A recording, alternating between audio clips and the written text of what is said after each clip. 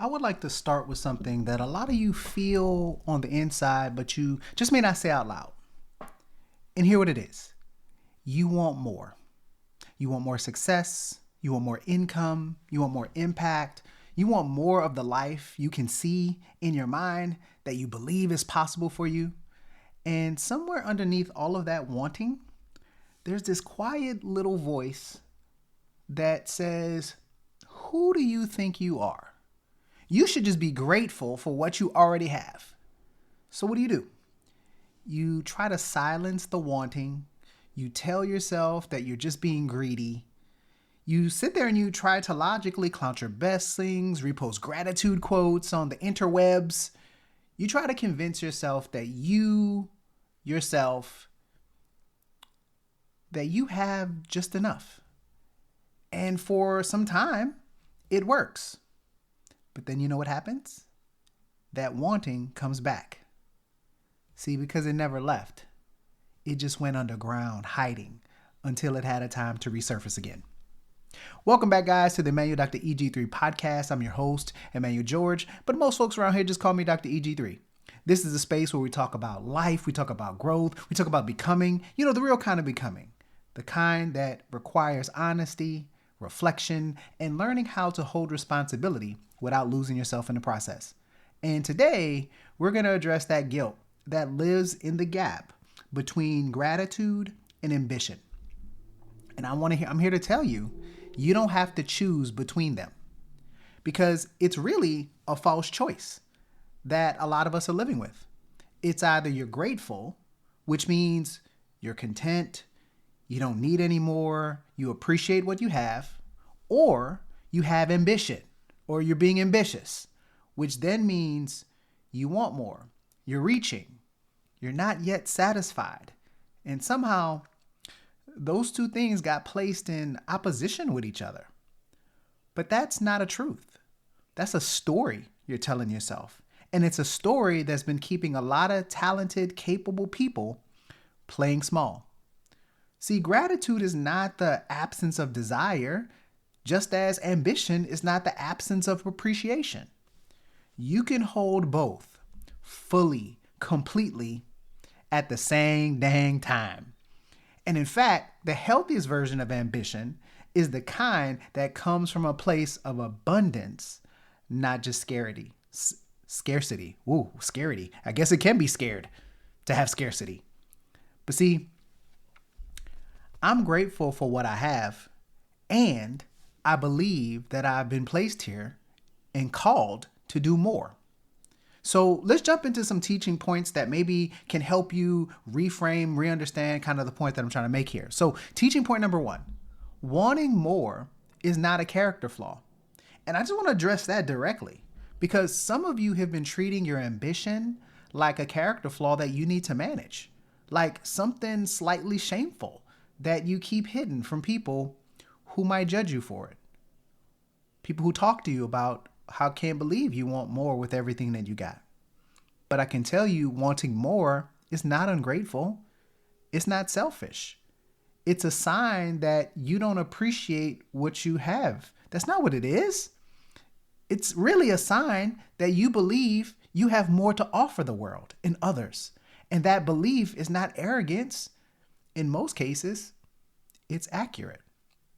The people who have moved things forward in this world, who have built some great things, created modern marvels, who serve at a high level, they weren't content with the status quo. They wanted more. And that wanting is not in spite of their gratitude, it's alongside it. And I can tell you guys, I struggle with this quite a lot, because when I look at my life and the things that I'm doing, I know that I have so many blessings to be grateful for. I have an amazing wife, 2 beautiful, amazing daughters who are growing and developing. I get the privilege and pleasure of serving, at a status job. I get to work with individuals one-on-one. And I can tell you, there are moments where I can't believe all the great things that occur in my life. But I remember there was a point where I did it all. I had the corporate job. I was overseeing multiple locations. I had the status, I had the stock options, I had the company car. But on the inside, I can tell you, I always felt that there was more for me to do. And I think about my wife. She always tells me that I'm always trying to solve big problems. And I remember that desire pushing and trying to figure it out. And when I stepped away from all the corporate ladder, people thought I was crazy. People thought I was ungrateful. People thought that I had lost my dang mind. Why would I do that? I remember posting on social medias that I was excited for the next chapter, and people pretty much accosted me in the comments.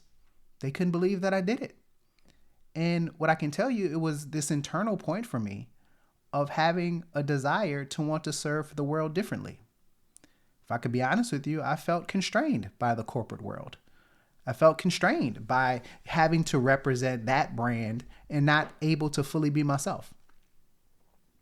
I had a desire to want to serve, and I can tell you guys right now, my desire, I want to serve 1 million people.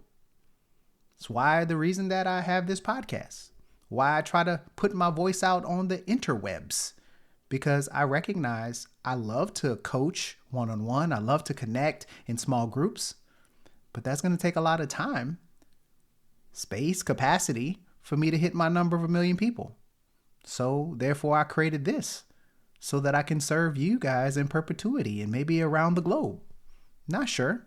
And I can tell you this ambition, I'm still grateful for all of those lessons that I had in the past. I'm grateful for all of the experience and amazing people that many I still connect with and talk to today. And hopefully you guys are listening to this. I love all of you and I love all those experiences and I'm so grateful. But the ambition is what allowed me to evolve to serve in a completely different capacity. If I didn't have that ambition, who knows where I would be? Maybe I would still be on that side of the corporate ladder. Maybe I still would have ascended. I'm not sure, but I can tell you, I'm grateful for those experiences, but I'm also grateful for the ambition that I've had that has allowed me to transition from that space, allow me to connect and consult and coach and work with people one-on-one small groups. I'm grateful that the ambition has brought me to do this podcast and do something that I never thought I would do, which was write a book. I can tell you 7th grade Emmanuel would have never believed that he would have wrote a book after that grade that he got in English. But that ambition pulled me forward, just like I know it can pull you forward as well. Teaching point number 2, the difference between scarcity ambition and abundance ambition. Now, I want to make sure that we make a very clear distinction because not all ambitions are the same.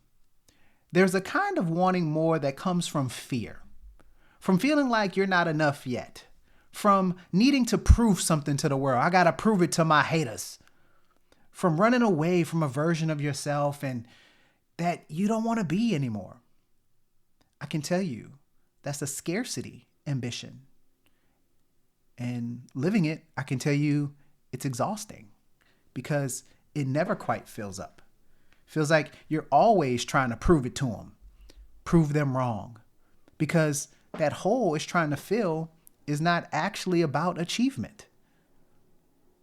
It's about that scarcity or proving others wrong. And I challenge people who are in that mindset, rather than trying to prove others wrong, what would happen if you shifted it to starting to prove yourself right?